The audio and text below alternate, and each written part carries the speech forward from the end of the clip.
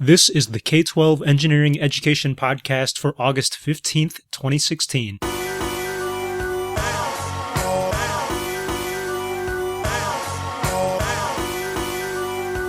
Welcome to part 2 of a topic we started in the previous episode, teachers training new engineering teachers. If you haven't heard that one yet, go check it out. You might remember Melanie and Natalie, two engineering teachers who were preparing to help run a professional development, or PD, for new engineering teachers. They never ran this training before. In the last episode, we heard their plans right before they ran the training, and now we hear their debrief right after. In addition to Natalie and Melanie, the teacher Ellen Browne also is here today, as she also helped run the training session and could share her thoughts. Also, engineer Sadhan is co-host today. Yo, I be thinking about the youth and not just my kids. Hate to see them growing hard. I'm Pius, your host. Hi, I'm Sadhan. I'm the co-host here. Hi, I'm Melanie Kong. I'm engineering and math teacher up in Seattle area. I'm Natalie Wyll. I also teach engineering and mathematics here in the Austin area. And I'm Ellen Browne, and I teach math and engineering at the Pomfret School in Connecticut. Ellen was not a former practicing engineer, but she's here to ask some great questions and observe because she also was in on the training session that we talked about in the previous episode. So the part 1, we ended up with a thought, an idea. That was, you guys brought up the idea of, okay, how do you deal with the teachers when you have only dealt with students till now? And one of the ideas that you brought up was you want to set up a rule before you start your training session. And the rule was you put on a hat of a student, and then you put on a hat of a teacher, your audience. And then that was the rule you wanted to set up. So my question is, how did that work out? Was it smooth? Was there any problems? What happened? On day 1 of training, we spent some time discussing the philosophy behind why we thought it was good for teachers to stay in student mode during the training. So we explained how we thought it was important that they experience the struggles of students and they would have student questions and that they would keep documentation as a student would, so they had some kind of textbook in their own hands for what would student work look like.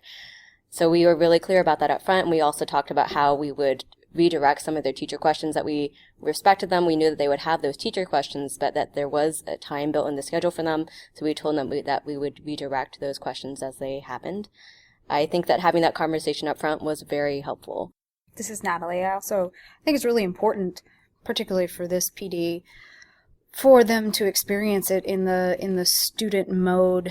Because if you're only in teacher mode the whole time and just talking about only the curriculum and the education piece of it, it's not as useful. We want them to be in it, actually doing it. And I can't imagine these new teachers going out and implementing the curriculum without having experienced it firsthand before they go out and do it with their students.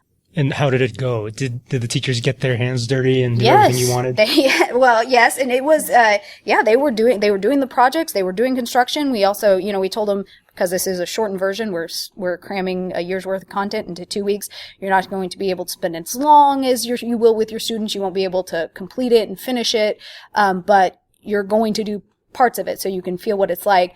But it still was a struggle at times to keep the teachers, their tendency is to drift towards teacher mode, to keep them in student mode when they're supposed to be in student mode, and not kind of getting in the weeds with questions. So they still want to do that, and I think we did a really good job at the start of kind of separating that and moderating that, hey, let's put a pin in that for later. Let's stay in student mode. We'll come back to it. And I think, but I think it was equally hard for us as trainers to do it. We started off really well, but then as it went on, it started to divert back to that. But that was because it was hard for me. I had to remember it was I got to keep them in student mode. Sure. So it was goes both ways. So you had people like Ellen around, as well as other co-leaders of this PD session. Did they help you, consulting teachers, did they help you stay in line when you needed to be?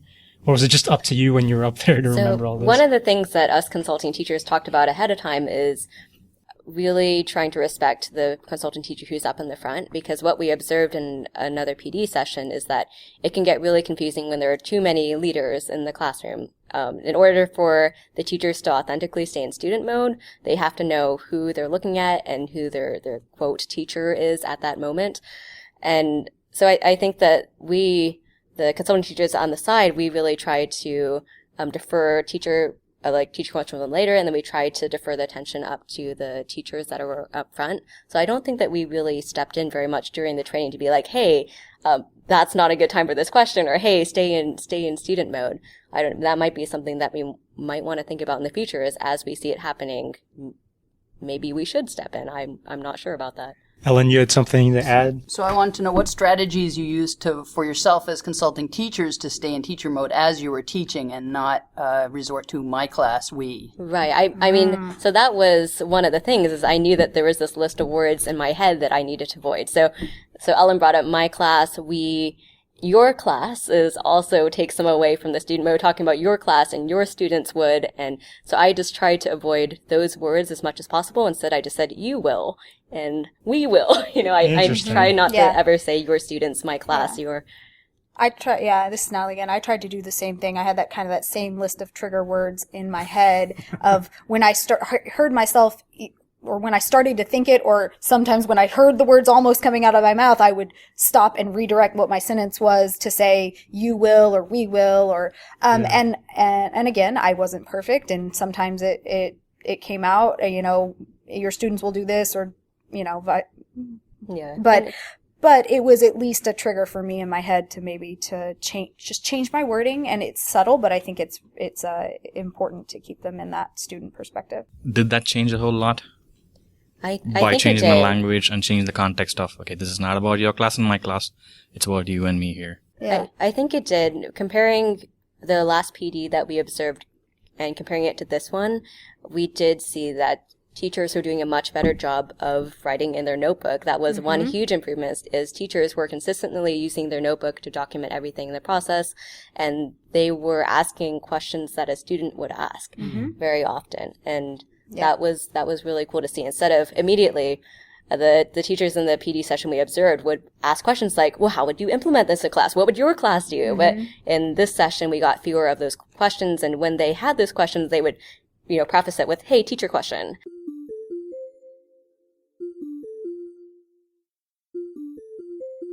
So you set up the rule of teacher mode and student mode. Did you define it, or did it mold itself as it was going? Did they knew what student was, what teacher was? I think when we talked about it the first day, we kind of explained to them we wanted them to have the student experience, and what it would feel like in their classroom, and kind of and assured them that we would give them time for those teacher implementation questions, but when we're in the activity, we want it to be from a student perspective. Yeah, so it sounds like they got the engineering content that a student should get. Do you think that sacrificed anything in terms of the teacher type questions? What I think is a lot of times the questions that they're asking, a lot of them, not all of them, but will get answered if they will just wait, because they haven't had the experience of going through the curriculum, so they don't know. They don't have that big picture perspective in the moment. So if they will just wait, stick with me, wait for it. Once we get through the project and you can really see it, half of those questions that you are thinking of will get answered, and then the other half we're going to give you time to answer those. But if you answer every single teacher-based question in the moment, first of all, we'd never get through the PD.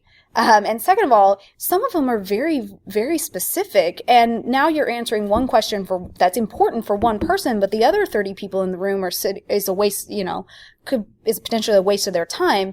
And we don't want that PD to feel like a waste of time for anybody. And we have just too much content to cover. We don't have the time to do that. So just by keeping them in student mode and keeping them on track, a lot of those questions will get answered just by the nature of moving on to the next lesson or moving on to the next section. And I want to give an example of that. For instance, the last unit in Engineer Your World is aerial imaging, and it's a huge project which involves subsystems, and they're working in individual subsystem teams. And a lot of the teachers were getting really frustrated, like, why can't I talk with everybody in my group? Why do I need to work in my subsystem team? And we just told them, Like, they kept on asking me, but we just kept on, like, wait for that question. And at the very end, after we'd gone through the unit, we were able to actually turn the question back on them. Like, why was that important? And they had answers for themselves because they had experienced the course. Kind of goes back to the philosophy, too, of, that experiential learning and constructing your own, that constructivist view of your own learning experience. Well, in order to do that, you have to experience it. You have to go through it. So they won't really, so they have to live it, to kind of really feel what it's like. So it seems like it's incredibly vital for them to go through the program as a student. For portions of it, yes. What portions do they not have to do as a student? What were the things you skipped over in terms of the student experience? Writing, yeah. Writing so reports. They didn't write the actual reports. We don't have time for that, but we of course talked about them. Talked about rubrics and what elements should be included in those reports and what it would look like for a student who was really writing the report. I think that the parts that we really tried to model for them, well, of course, all of the actual projects, they built the projects so they knew what the problems would be. But the other parts that we tried to model as teacher-student were things that they might not have done in a non-PBL and a project-based learning environment. So things like the different grouping strategies we tried to model for them. And I heard some teachers saying, oh, that's really cool. I'm going to do this in my math classroom now. And building a rubric collaboratively with your students, that's something that a lot of teachers might not have already done. Things that we didn't focus on as much were, again, like the writing reports, but also some of the smaller student activities along the way. Some of the additional research projects. Yeah. So there was a lot of opportunity to streamline what you all did. So you guys are a little bit unique because you practiced engineering before you started teaching. Were there any moments in this PD session where you think you had to put on your engineer's hat? I spent like maybe 2 minutes with my engineer's hat on at the beginning of the unit that I helped write, the chemical engineering unit. Natalie, you had a lot of good stuff to share about buildings and I guess when we did the the buildings unit, my background is in structural engineering, so when we talked about resonance and things that affect buildings resonance and I drew on my experience not only from previously teaching this course, but my background in structural engineering. I did during that portion, but for sure. I don't think that we did it any more than we would with our students. No. Like, I feel like we would have It shared was the same basically things. like you were a teacher. Yeah, with our students. Okay. I share those things with my students. But I guess what was cool was drawing upon, we had a bunch of engineering teachers in the classroom as well, so it was really cool to be able Yeah. that to... was awesome. Oh, that's Yeah. right. So let's bring that up. How many of your trainees, I guess, how many of them were engineers before? Yeah, about a third of the teachers had a prior experience as How an did that engineer. affect the atmosphere? It was really cool. Like, even on the first day, conversations around norms, like, you heard teachers and prior engineers talking about how we have these different experiences to bring and we can share them and we can respect each other's experiences. So I think that continued throughout the course, and it was cool to be able to throw questions back onto the teachers and be like, hey, for those of you working in industry, can you share something about this? And I think that, a big focus of this course is like just engineering habits of mind, and it was fun to see, like, when we threw out what are common terms in the curriculum from a, common vocabulary from an engineer's perspective, or things that I would use as an engineer, talking about RFIs and all sorts of, stuff like that. They knew what we were talking about. They jumped right on it, because they had that And they experience. were sprinkled throughout every group so you could spread the knowledge. Yeah, it was great. And they are a fantastic resource to have in this type of PD. And I think it really brought up the level, just the level of expertise in the room and everybody. It's really fortunate because I don't think that's always the case.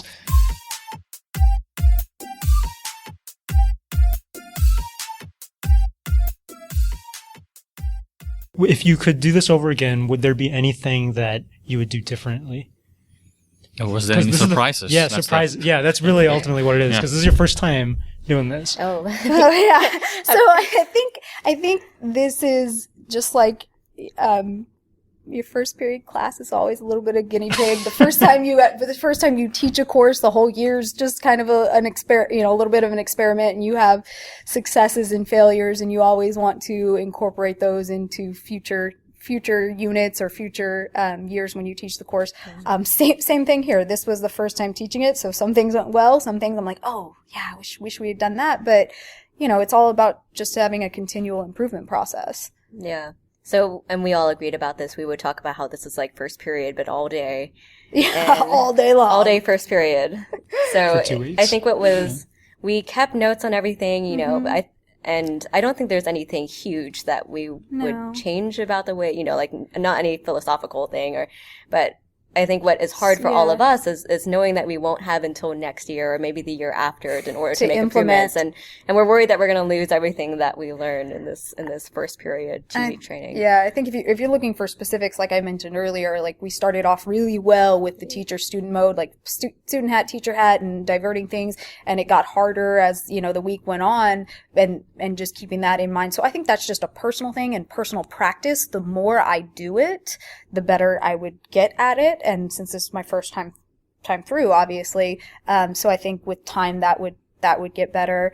I think it's just little things, little like scheduling things. It felt a little crunch for time at the beginning of the 2-week PD, and it got easier as it went on. Just got in a flow. So, but that's more like really broad, just adjusting our timing. I think scheduling and transitions. Sometimes there was actually 5 of us consulting teachers who were trading off and helping to lead the PD. So some of the transitions I think we would have wanted to plan ahead a little bit more or talk about what that would look like and who really was taking what parts. And And it's hard to get 5 people all in the same page. It was all really the time. fun. I learned so much in these 2 weeks. I feel like it was PD for us. It was PD for me. It was awesome. So how well did you figure out how to have groups of teachers teaching and how long they should teach before they should switch to another group? Oh, good question.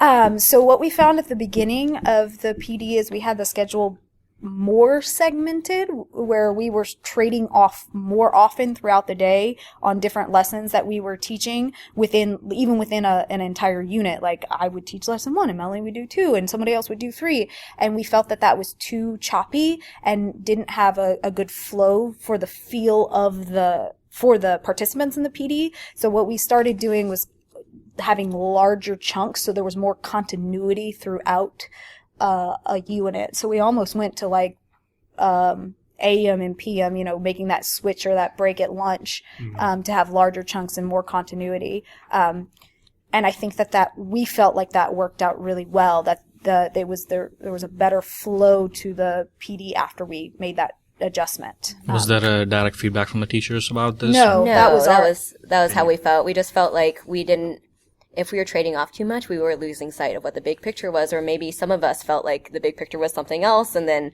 we were running into each other a little bit with what we were trying to get across with the unit. So it really helped just to have a larger chunk so you could think about, okay, what are the main points I want to get across in this segment, and you have the entire 4 hours in order to do that, instead of just like, I have an hour and I gotta tell everything now. Yeah. And it's hard to, when you're not the one saying it, it's like, oh, well, wait, did Melanie say that earlier? Did she not?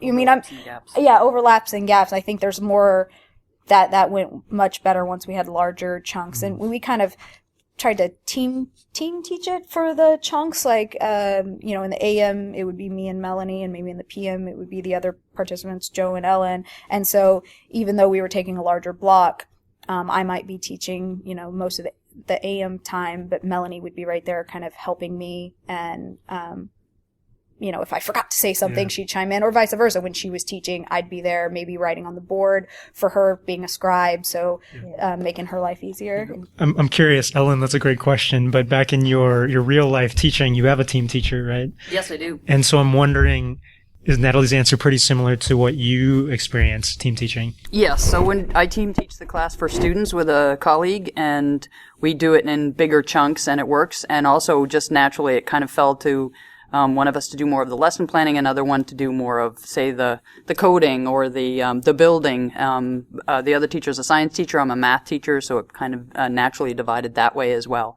So, but bigger chunks definitely worked better. I don't know why I didn't think of it sooner here, but... But I also think that from a student mode, it's better to have one teacher to create the dynamics rather than teacher keeps changing. and I'm not connected to it. Yeah, it's like having 10 bosses when you're working Yeah. in industry. That's always It doesn't horrible. seem like a good We idea. made the switch pretty early on. We figured it out, but I think Yeah. originally we were just looking at the schedule and there were 5 of us, and I think we were almost trying to be polite. Yeah, we we're didn't just- want to make one person do too much work and Interesting. sort of spread the workload out across the day. But then we figured, we were honestly, I think, just doing it from a politeness perspective. Do you It was think, just, like- 2 hours for each person? Yeah, Yeah. we tried to make equal Yeah. distribution of time, but then we realized no, we should be, for continuity's sake, we should do this in larger chunks for the students. I'm wondering, is part of it that you had wanted your participants to meet you all equally, to get That to was know you all? definitely the first On day. day 1, yes. On the first day, it was really important that they saw all of our faces and got to Right. to know us a little bit. But And we I- continued with that kind of scheduling on day 2, and Okay. we figured out that it wasn't working. Yeah, I think it worked well for day 1 Yeah. for everybody to see us, but I see. as the week went on, it was better to have larger chunks. And it seems like a good strategy to have day 1 where everyone's yeah, introduced. absolutely. Just one other thing that just really helped us set the tone for PD. It's really fast paced, and we just spent the 1-minute investment of time to show them a video to set up the pace for how fast paced it was going to be. It was just a video clip from The Big Bang Theory where one of the characters just wants closure everywhere, but then his girlfriend's trying to give him therapy and will take everything away before it's done. But we showed him that video, and throughout the whole PD, we'd be like, oh, sorry, we have to move on. And they're like, oh yeah, the video. Yeah. And that just helped all of our transitions into our next units go a lot faster because they weren't trying to wrap everything up. They weren't trying to finish and do the best they could. They knew that they wouldn't have enough time to finish everything, and it was okay. Yeah, and I think just maybe just, I don't know if this was a surprise, but stressing to teachers that it's okay. We're cramming a year's worth of content into 2 weeks and jumping on you're not going to be able to finish, and it's not going to be perfect, and it's okay. This is try and just think about big picture. We want you to gain the experience, see what it's like. If it doesn't work out, if your building fails or your aerial imager doesn't take pictures, don't stress about it. Nobody's grading you here. I'm not judging you. It's about the experience, so you can see what it's like. You can see what the content's like, so you understand it from a student's perspective, and just, kind of giving those teachers who were maybe stressing out a little bit, reminding them that, just on a personal one-on-one basis, to keep them from, freaking out and just being like Frustrated. Yeah, just for keep them from being frustrated and be Feeling like sad too. Yeah, it's okay. There's no reason to feel frustrated. This should be a positive experience. See, now you're having a different hat. You're now being a coach or counseling. A counselor. Well, and I think that's a lot of what this course in particular is. You're less of a teacher and I think more of a facilitator and a coach. So moving forward next year, what's going to be different? So I don't know whether there are specific things, but I think we learned so much from doing this one. We just want to implement those changes and make sure that the new teachers can do that as well. At the very least, you now have a recording of some of your ideas. You can go back and listen to it next year. Thanks. Thanks. Hopefully it It's won't all in sound our bad. engineering notebooks. That's what I was wondering. I don't know. It didn't happen. Yeah, it didn't happen. Were you actually taking notes as you were doing this? Yes. Yes. Okay, good. That's really hard to So do. that's the student hat too. Yeah, you were a student, you were a teacher, you were an engineer, And a Counselor. you were a coach. coach all in one in these 2 weeks. Sounds tough. Isn't that how it is every day Yeah, at school? That's the teacher. That's what being a teacher is. All right, well, thank you all for helping me out today. Thanks to Melanie Kong, to Natalie Wyll, to Ellen Browne, and Sadhan and I, we were facilitating. And I hope that we can hear more from you. Sounds great. Yeah, awesome. Thanks for having us. All right. Thank you guys for doing Thank it. you. Good luck. Thanks.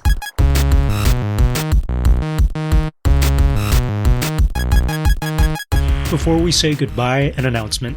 This podcast now has a website. It's k12engineering.net. It's a little easier to say than all our SoundCloud and iTunes links individually, so go there to check out how to subscribe, like it on Facebook, tweet me on Twitter, and sign yourself up for a newsletter. Thank you for all the support, and hope you listen next time.